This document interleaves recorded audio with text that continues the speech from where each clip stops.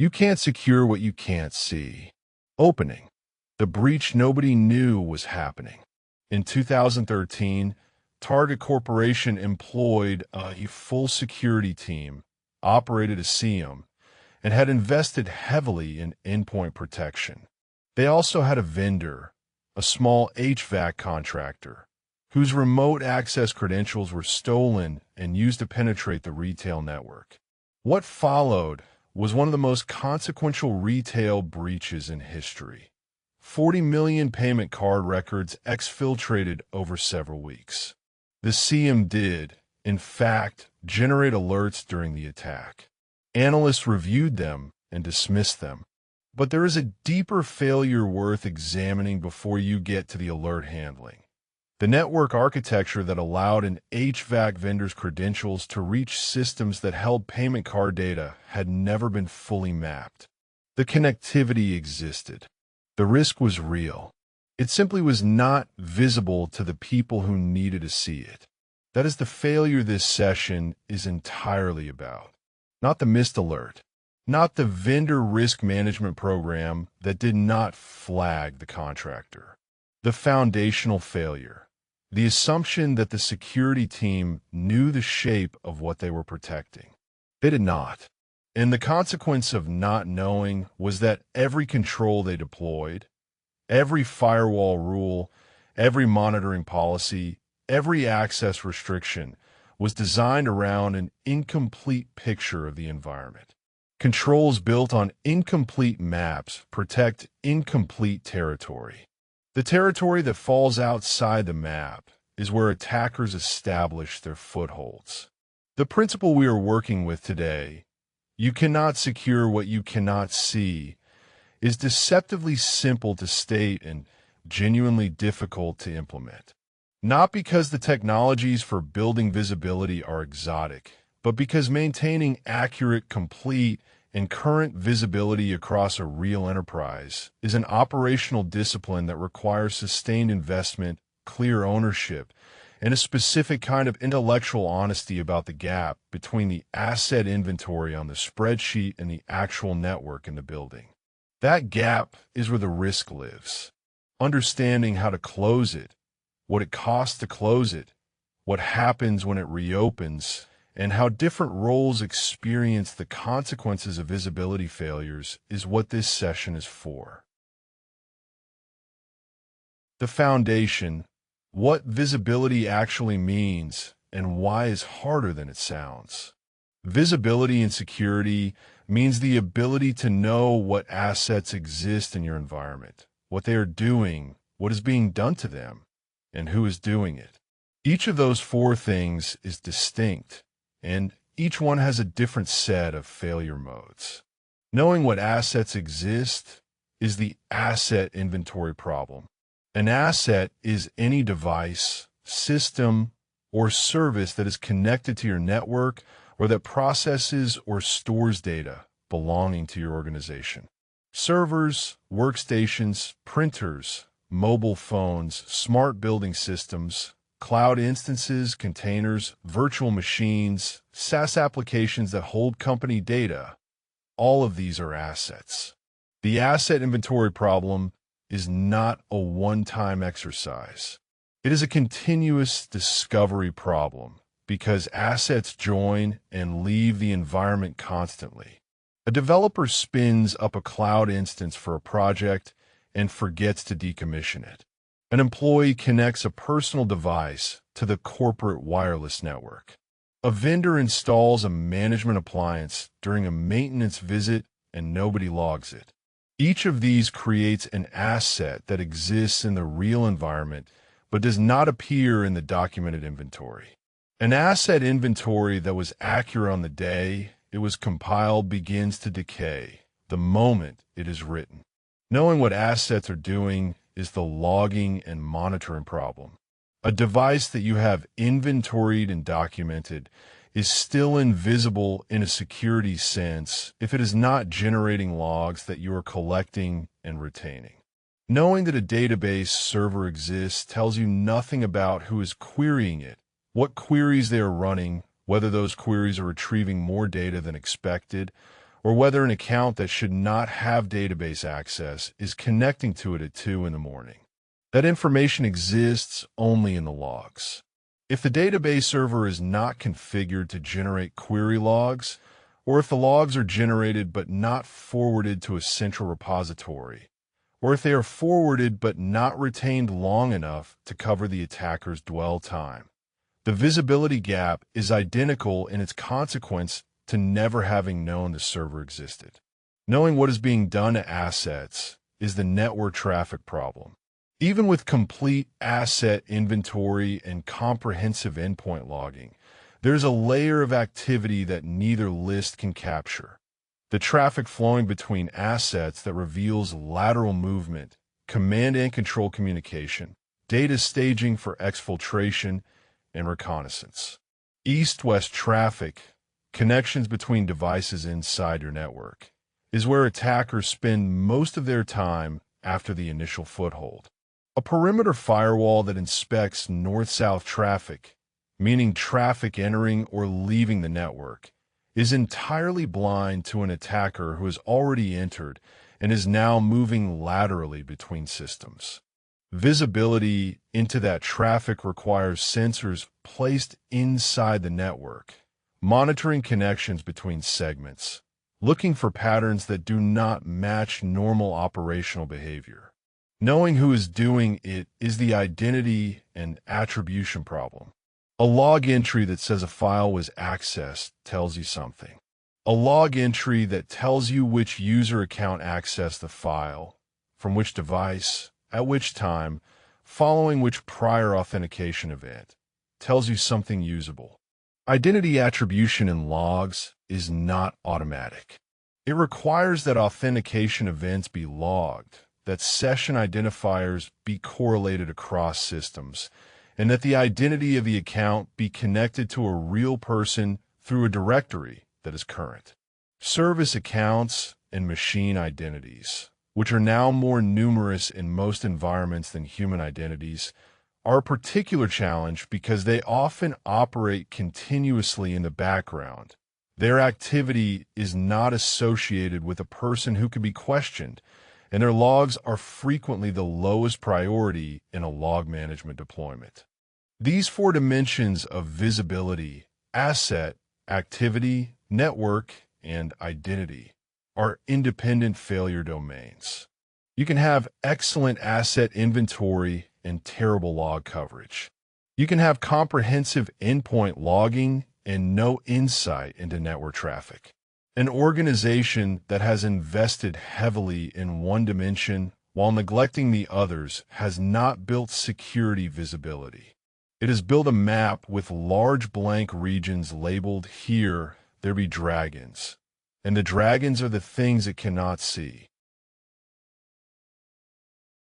The structural tension, completeness against cost. The tension at the center of this principle is one that every security team feels in budget discussions. Complete visibility is theoretically achievable and practically unaffordable. You could, in principle, log everything that every asset does, retain those logs indefinitely, analyze them in real time with sophisticated correlation rules, and maintain a continuously updated asset inventory, synchronized with every change in the environment. The cost of doing this, in storage, in compute, in licensing, in analyst capacity, and in the engineering time to build and maintain the pipelines, would consume a budget that most organizations could not justify allocating to security alone. The real design question is therefore not how do we achieve complete visibility, but where do we accept incomplete visibility, and what do we do about the gaps we choose to leave open? This is not a weakness in the principle. It is the principle operating honestly. Every organization makes trade-offs about visibility. The organizations that make those trade-offs explicitly, identifying the gaps, documenting the decision, implementing compensating controls for the highest risk gaps, and reviewing the decisions regularly, are in a fundamentally different position than the organizations that have the same gaps but do not know they have them. A hospital that cannot afford to log every device in its building management network is making a different decision than a hospital that has no idea what is connected to its building management network. The first hospital can deploy a passive discovery sensor to monitor that segment, can restrict the segment's connectivity to the main clinical network, and can document the limited visibility decision for its next risk review. The second hospital has no basis for any of those decisions because it has not yet looked at what the gap contains. The practical instrument for making this trade-off explicitly is the data classification scheme. Classification answers the question of which data the organization most needs to protect, which in turn drives the answer to the question of which assets most need visibility coverage. Data classified as restricted. The patient records, the financial models, the intellectual property that defines the firm's competitive advantage, demands comprehensive visibility, full asset inventory of every system that touches it, complete logging of every access event, network monitoring of every connection to and from those systems, and identity attribution for every interaction. Data classified as public. The marketing materials, the product documentation, the press releases can tolerate a lighter monitoring investment because the consequence of a visibility gap in that tier is materially lower. Classification does not just govern protection effort. It governs visibility investment. An organization that has classified its data meaningfully has a defensible basis for saying that the production database cluster that holds customer payment information will have a different logging posture than the guest wireless network that provides internet access to visiting contractors. That differentiation is not negligence. It is resource allocation that is honest about trade-offs and anchored in the relative value of what each tier contains. Architecture. Building visibility into the environment. The architecture of a visibility program has 3 layers that must be built in sequence because each one depends on the one before it. The first layer is discovery, the continuous process of finding and cataloging every asset that exists in the environment. Discovery has 2 modes, and understanding when to use each one is consequential. Active discovery sends probes, packets, queries, login attempts to discover what responds. Nessus and its equivalents work this way. They sweep IP ranges, knock on ports, and generate an inventory from the responses. Active discovery is fast, detailed, and capable of identifying operating system versions, running services, and patch levels. It is also capable of crashing fragile devices that were not designed to handle a flood of diagnostic traffic. A medical infusion pump, a programmable logic controller in a manufacturing facility, or a legacy server running an application that nobody has touched in 8 years may respond to an active scan by locking up, rebooting, or behaving erratically. In environments where any of those outcomes are possible, active discovery must be preceded by passive discovery. Passive discovery listens rather than probes. It uses a span port or a network tap to receive a copy of all network traffic flowing through a segment, and it builds an asset inventory from the traffic it observes. Any device that communicates on the network, even briefly, even just to send a DHCP request, appears in the passive inventory. Passive discovery is slower to produce a complete picture than active scanning, because a device that has not communicated since the sensor was deployed does not yet appear in the inventory. But it imposes no traffic on the network and cannot affect the operation of sensitive devices, which makes it the appropriate first step in any environment that includes OT, medical, or legacy equipment.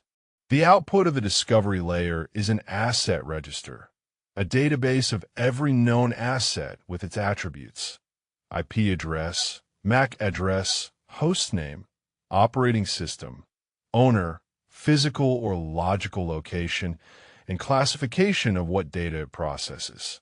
The asset register is not a spreadsheet that is reviewed annually. It is a live database that is updated continuously as discovery sensors detect changes, as provisioning workflows register new assets, and as decommissioning processes retire old ones.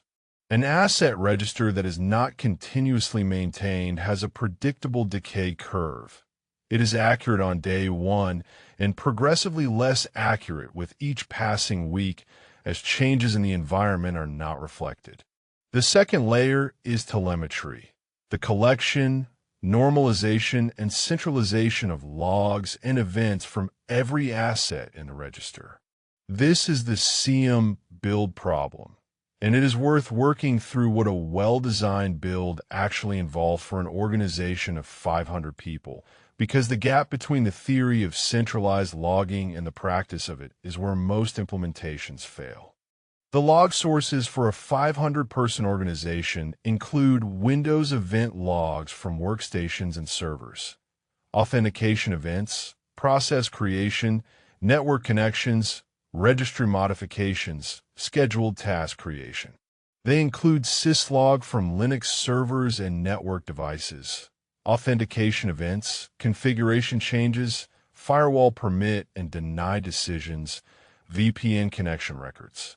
They include authentication logs from the identity provider, successful and failed MFA events, password resets, new device enrollments, suspicious sign-in risk scores.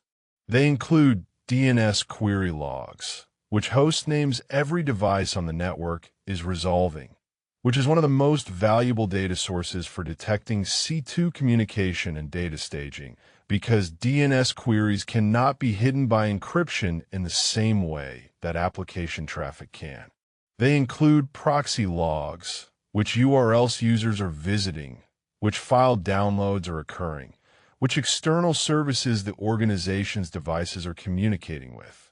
They include endpoint telemetry from the EDR, process trees, file writes, network connections, memory injections, and behavioral detections.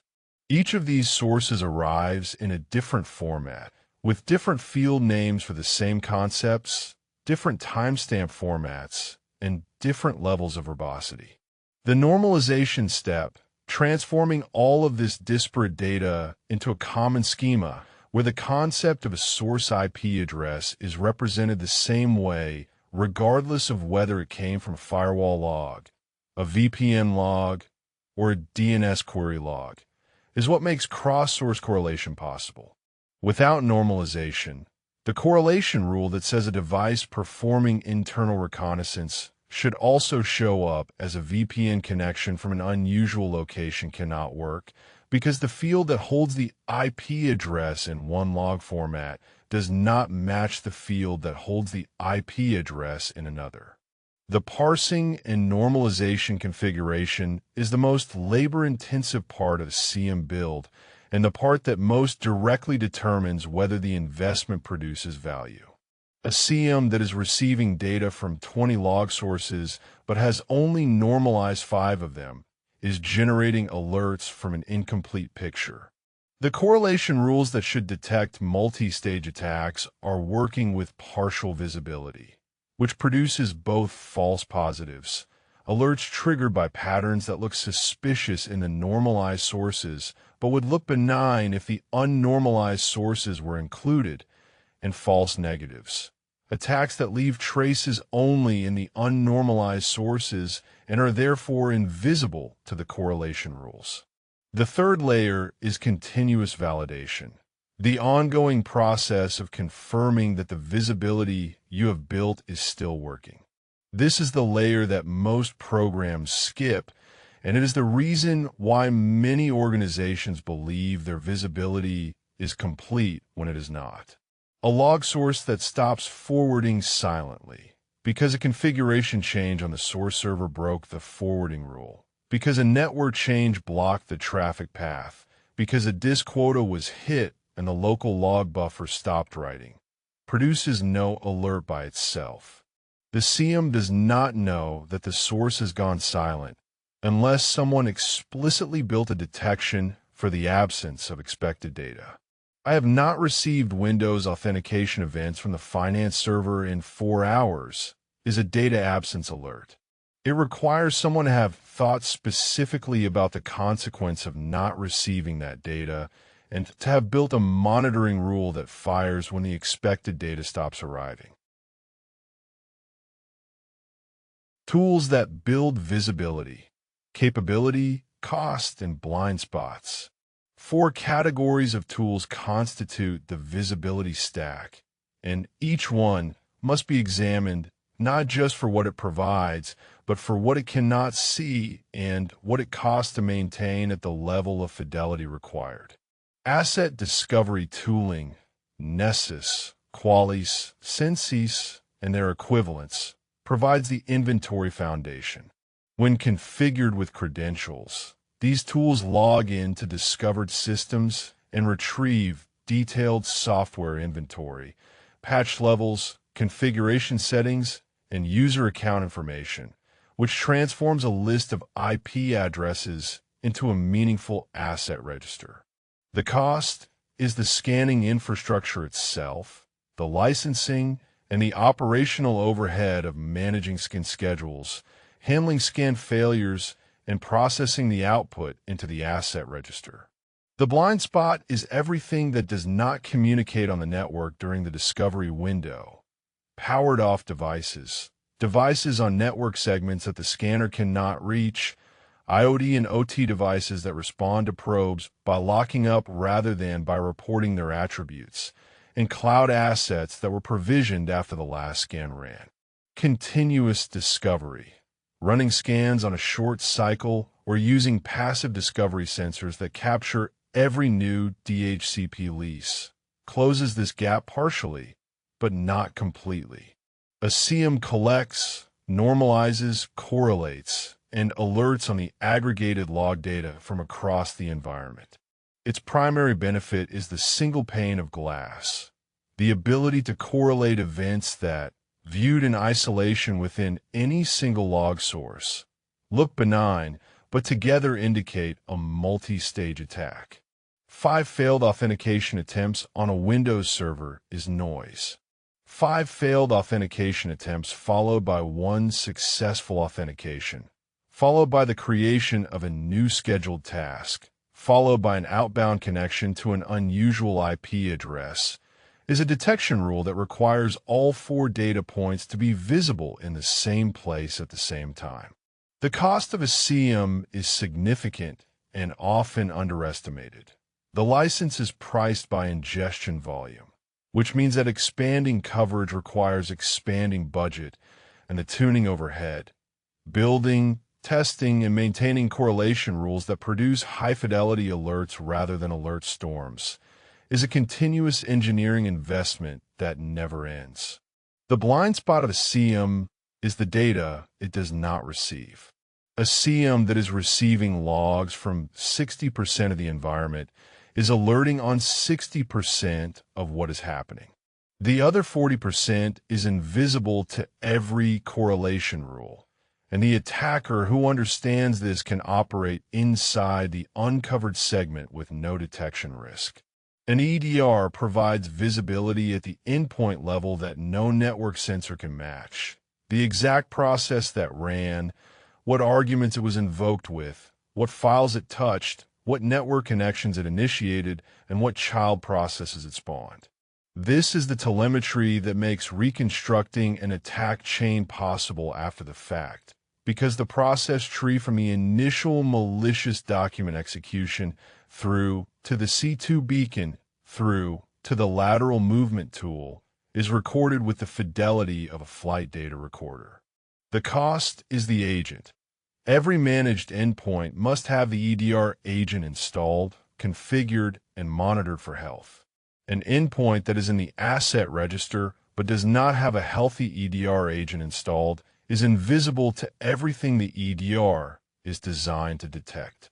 Maintaining high agent coverage across a dynamic endpoint fleet, with new laptops being provisioned, employees leaving and their machines being re-imaged, BYOD devices entering and leaving the managed estate, is an operational discipline that requires integration between the asset register, the EDR management console, and the device provisioning workflow.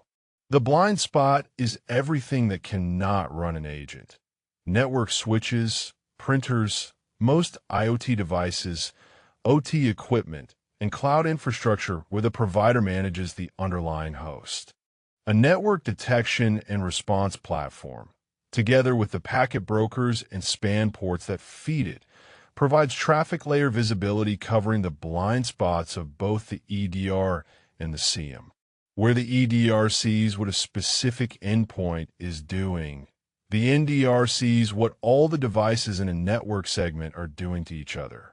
East-west traffic between a compromised workstation and a domain controller, reconnaissance sweeps of internal IP ranges, unusual SMB volumes between servers that do not normally communicate, DNS queries to newly registered domains. These patterns appear in network traffic and nowhere else. The cost is the sensor infrastructure. Span ports or taps must be positioned strategically. The traffic volume requires dedicated compute, and analysts reviewing NDR findings must understand network behavior well enough to distinguish anomaly from normal variation. The blind spot is encrypted traffic. An NDR can observe that a connection is occurring and characterize it by volume, timing, and destination, but cannot inspect the payload of a TLS session without deploying inline SSL inspection, which introduces its own certificate management complexity. Implementation, building the visibility program from the ground up. Two implementation scenarios deserve the full treatment here, because they represent the difference between a visibility investment that produces operational value and one that produces dashboards nobody acts on. The first is the CM build for a 500-person company. The mistake most teams make when building a CM is to start with log collection rather than with use cases. Onboarding every log source available and then trying to figure out what to do with the data is a recipe for an ingestion bill that exceeds the budget and a correlation rule library that produces more noise than signal. The correct starting point is a small set of high-priority detection use cases, selected from the threat scenarios most relevant to the organization's industry and architecture, and a determination of which specific log sources are required to detect each one. For a company in financial services, the priority detection use cases are likely to include credential-based attacks, brute force, password spray, credential stuffing, which require authentication logs from the identity provider and VPN, unauthorized data access, unusual query patterns on databases holding customer financial records, which require database activity logs, and insider threat indicators, large file downloads from document management systems, bulk email exports, or access to systems outside normal working hours, which require DLP telemetry and application access logs. Each use case drives a specific log source requirement. The log source requirement drives the ingestion configuration. The ingestion configuration drives the parsing and normalization work. And only after normalization is complete for a source does the correlation rule that depends on it get built and tested. Centralized logging for Windows and Linux servers requires two different ingestion mechanisms. Windows servers use Windows Event Forwarding, a native feature that pushes selected event log entries to a central Windows event collector. The selection policy must be tuned carefully. Collecting everything produces an ingestion volume that is expensive and difficult to analyze, while collecting too little misses the events that detection rules depend on. The Sysmon tool, which adds process creation, network connection, and file hash events that the native event log does not capture, is commonly deployed alongside WEF to provide process-level telemetry. Linux servers use syslog or syslogging to forward events to a central aggregator or directly to the CM. The authentication log, recording all successful and failed logins, pseudo-invocations, and SSH key usage, must be explicitly included in the forwarding configuration. A default syslog deployment that does not forward auth.log is among the most common visibility gaps in Linux environments, and it leaves the most sensitive server access entirely dark. The second implementation scenario is the asset inventory system that must discover and track devices continuously. The technical components of this system are the discovery scanners, the DHCP server integration, the MDM platform for mobile and managed endpoints, the cloud provider APIs for cloud asset discovery, and the CMDB or asset database that aggregates the output of all of these sources into a single authoritative register. The DHCP server integration is the fastest path to a near real-time inventory of active devices. Every time a device requests a DHCP lease, the DHCP server can write a record containing the MAC address, the assigned IP, and the timestamp to a log that feeds into the asset register.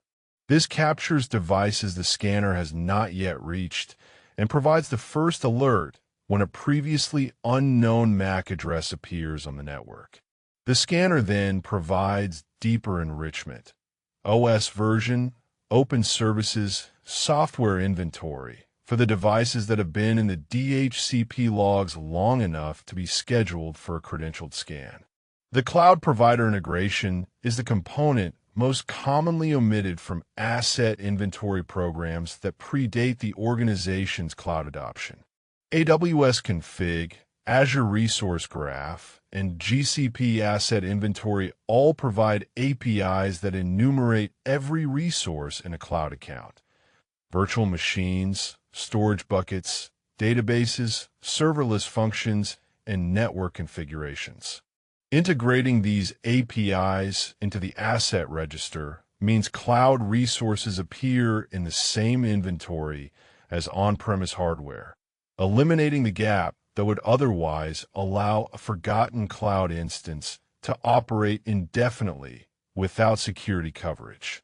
When a map is wrong, 3 visibility failures diagnosed. 3 troubleshooting scenarios bring the diagnostic discipline of visibility failures to life, because the process of finding a visibility gap is itself a skill that requires method.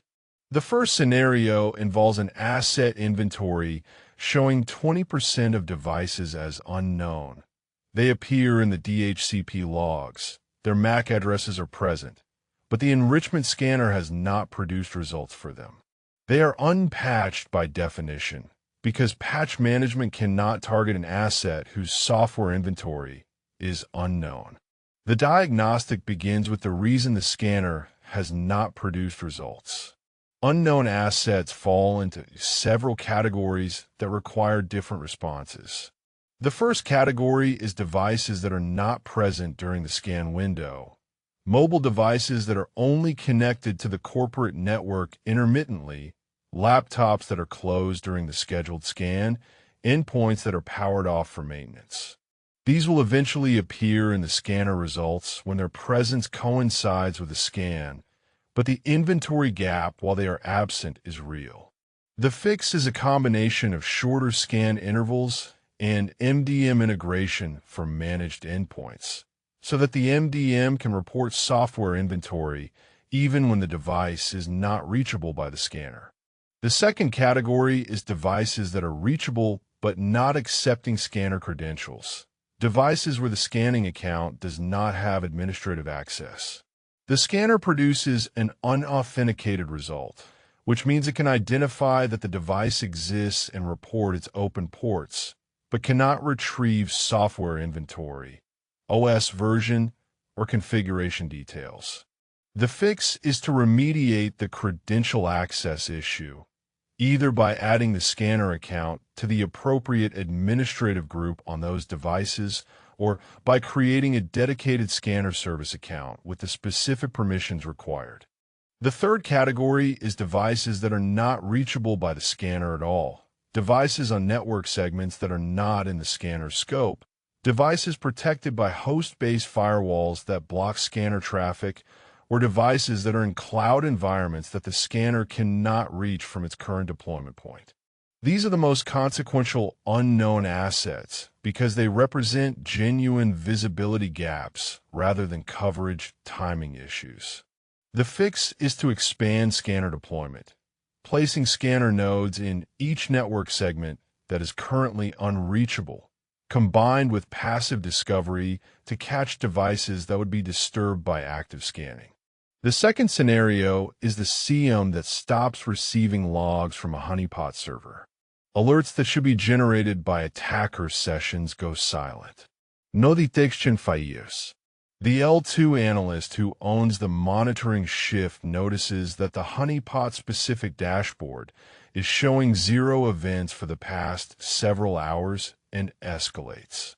The diagnostic has 3 branches.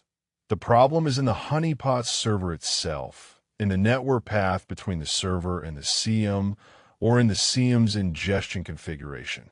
These branches are tested in sequence from most to least disruptive to check. First, SSH to the honeypot server and check that the log forwarding service, filebeat, resyslog, or whatever is configured, is running. Check the service status. Check its last successful forwarding timestamp, and check the local log files to confirm that new events are being written. If the local log files are growing and the service is running but not forwarding, the problem is in the forwarding configuration or the network path. If the local log files are not growing, the honeypot software itself may have stopped logging, which is a separate diagnostic path. If the forwarding service is running and local logs are fresh, the next check is the network path. Can the honeypot server reach the SIEM's ingestion endpoint?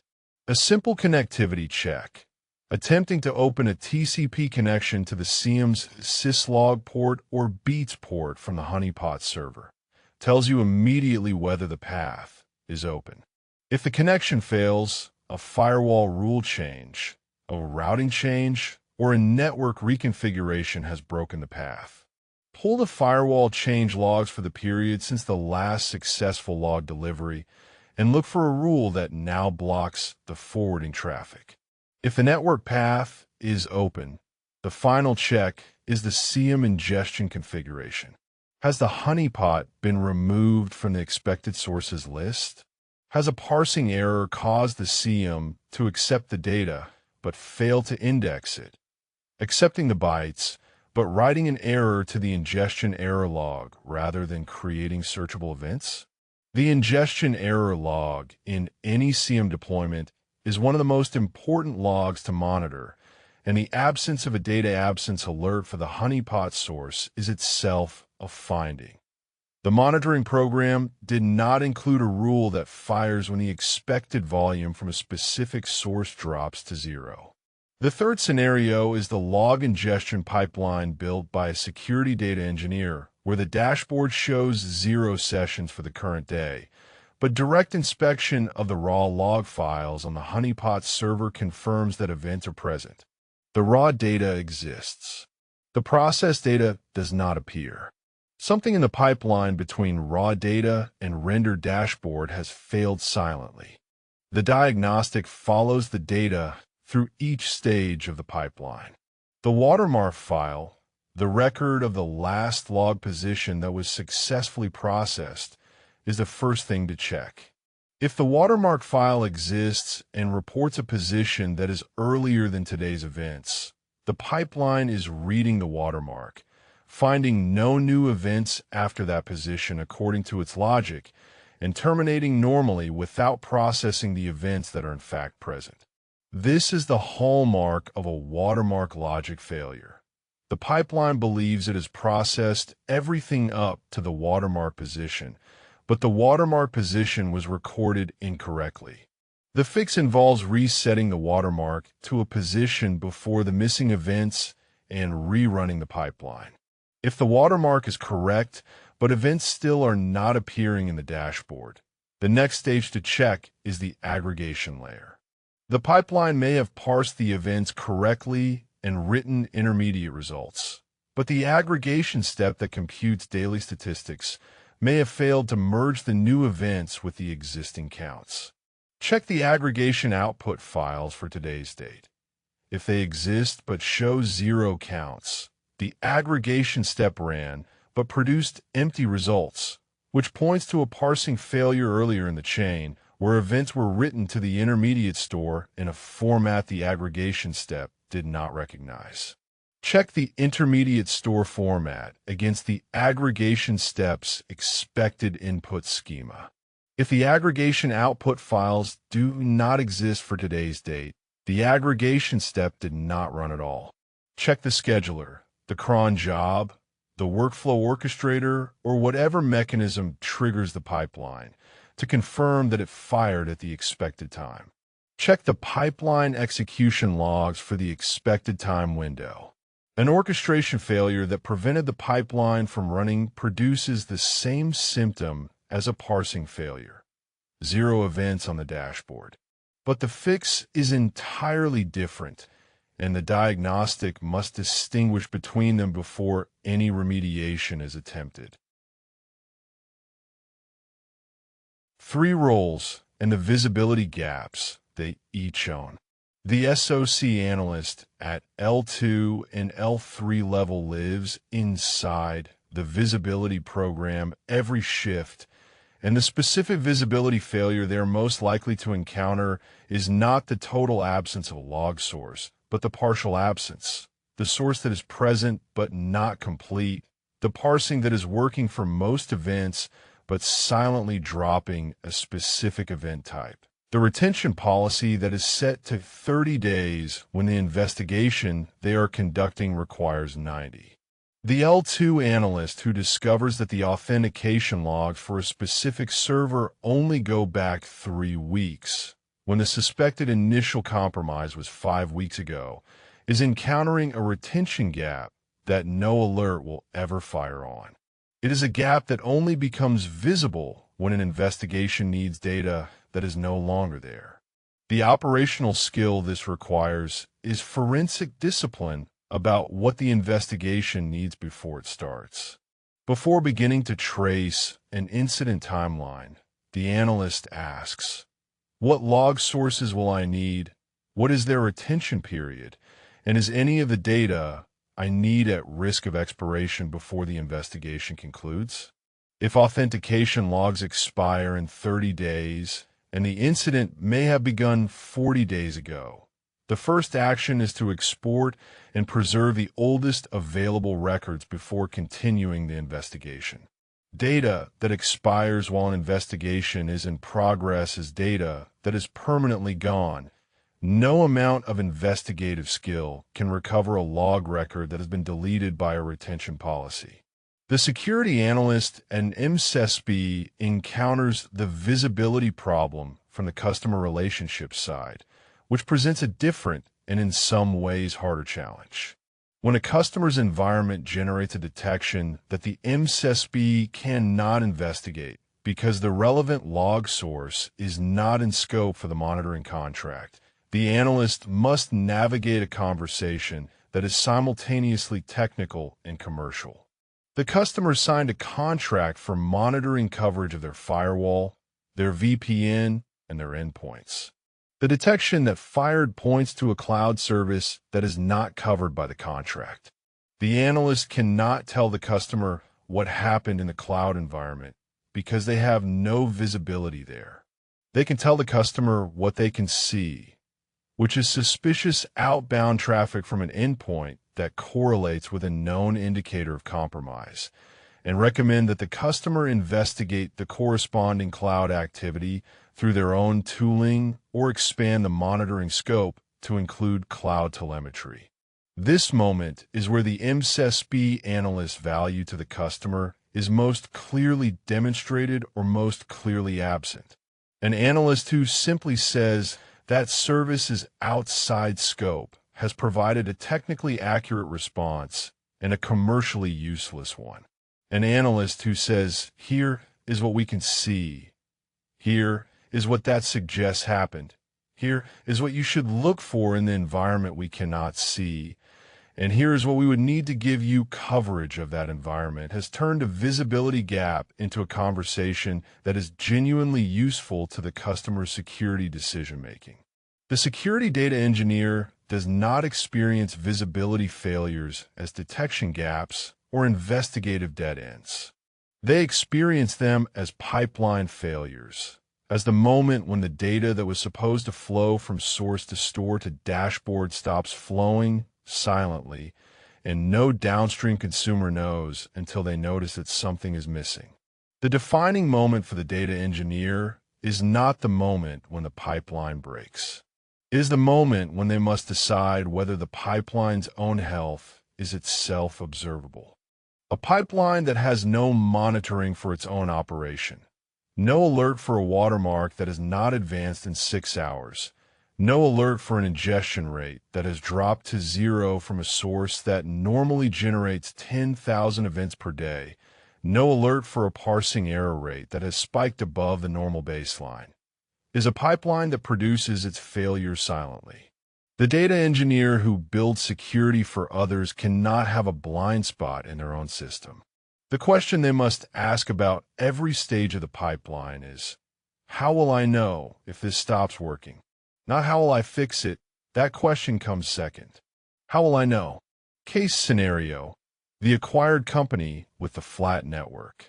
You have just joined as the security lead at a multinational professional services firm.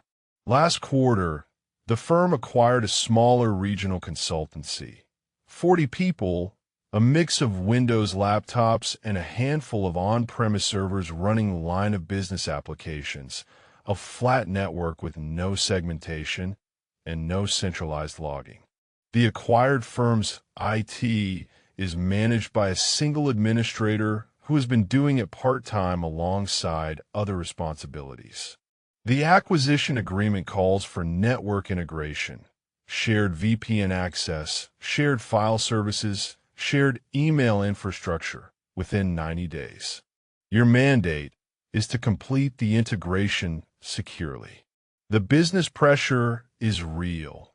The acquired firm's consultants cannot work effectively until the shared infrastructure is available. The constraint is that the acquired firm's server room contains several servers running legacy applications that the original vendor no longer supports, and the administrator has not updated in years. You do not know what is running on them. You do not know how old the software is. You do not know whether they have been compromised already. The first thing you do is refuse to connect the networks until you know what you are connecting. This decision creates tension with the project timeline, which is your problem to manage, not a reason to abandon the principle. You explain to the business stakeholders that connecting a network you cannot see to the corporate network before completing discovery is the equivalent of installing a door between your office building and an unknown adjoining space without looking to see what is in it first.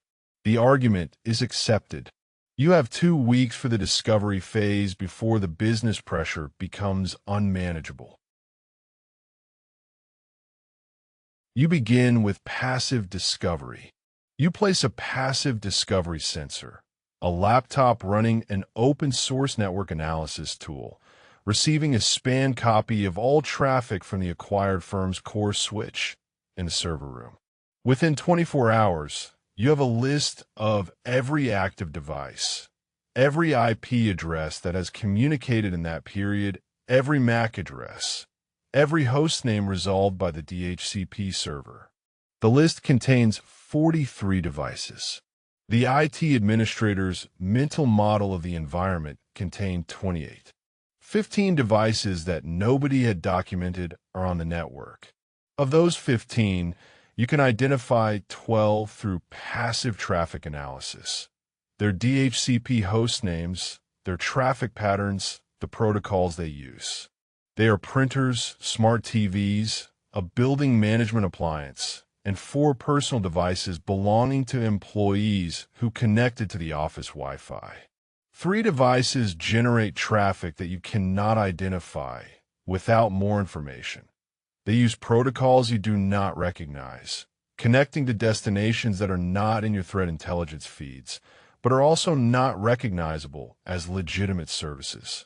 You schedule credentialed active scans for the 28 documented servers and workstations during a maintenance window after notifying the IT administrator and confirming that each system can tolerate scan.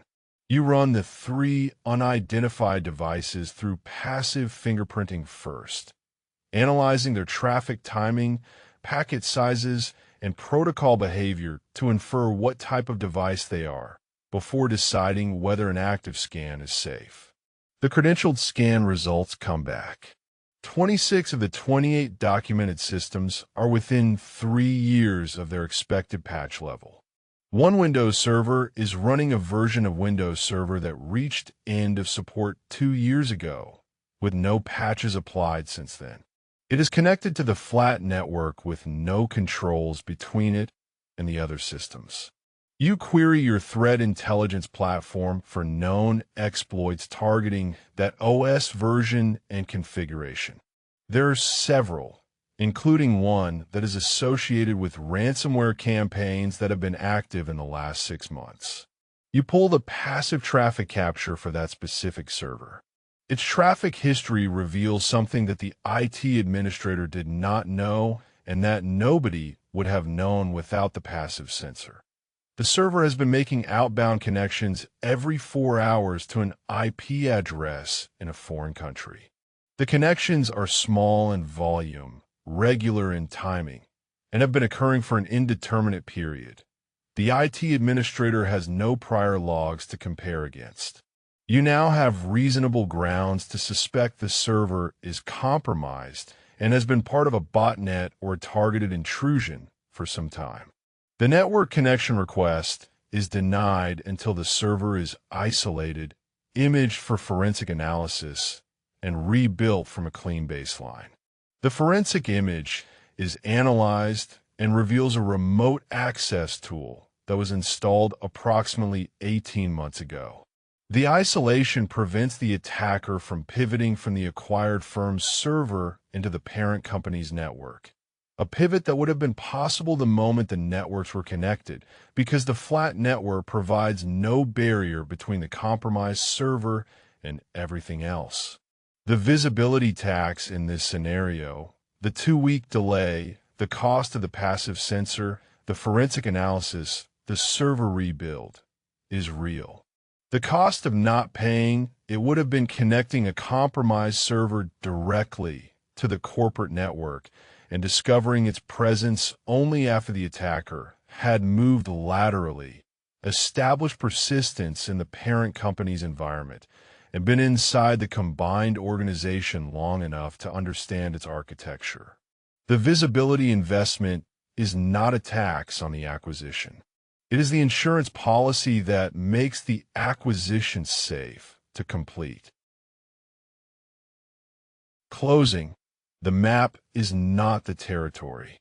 There's a phrase from philosophy that security professionals rarely encounter, but should never forget. The map is not the territory. The map is the asset inventory, the log coverage report, the CM dashboard that shows all sources green. The territory is the actual network, with its undocumented devices, its silent log forwarding failures, its forgotten servers, its east-west traffic that nobody is watching. Confusing the map for the territory is the most dangerous form of security confidence, because it is the confidence that makes organizations stop looking. The discipline this principle demands is not paranoia. It is a specific form of intellectual honesty about the difference between what the security program documents and what the environment actually contains. It demands regular validation exercises that test whether the map reflects the territory, discovery scans that surface unknown assets, data absence alerts that fire when expected log sources go quiet, coverage reviews that compare the asset register against the SIEM's active sources and surface every gap. It demands that when a gap is found, the finding is not suppressed or minimized, but documented, assessed, and owned by someone who has accountability for closing it or accepting it. What changes when a security team takes this discipline seriously is not the number of controls it deploys. It is the quality of the questions it asks. Not, is our SIEM running, but what percentage of our assets are represented in the SIEM, and what is in the gap? Not, do we have an asset inventory, but when was it last validated against a live discovery scan, and what did the comparison reveal? Not, are our logs forwarding, but do we have an alert for when they stop? Security that rests on the assumption that the map is complete is security that is waiting for the day someone walks through a part of the territory that the map does not show. The practice of continuously comparing the map to the territory, expecting the gap to exist, building to find it, and treating every newly discovered gap as a success rather than a failure, is what separates organizations that discover their own blind spots from organizations that discover them through their adversaries.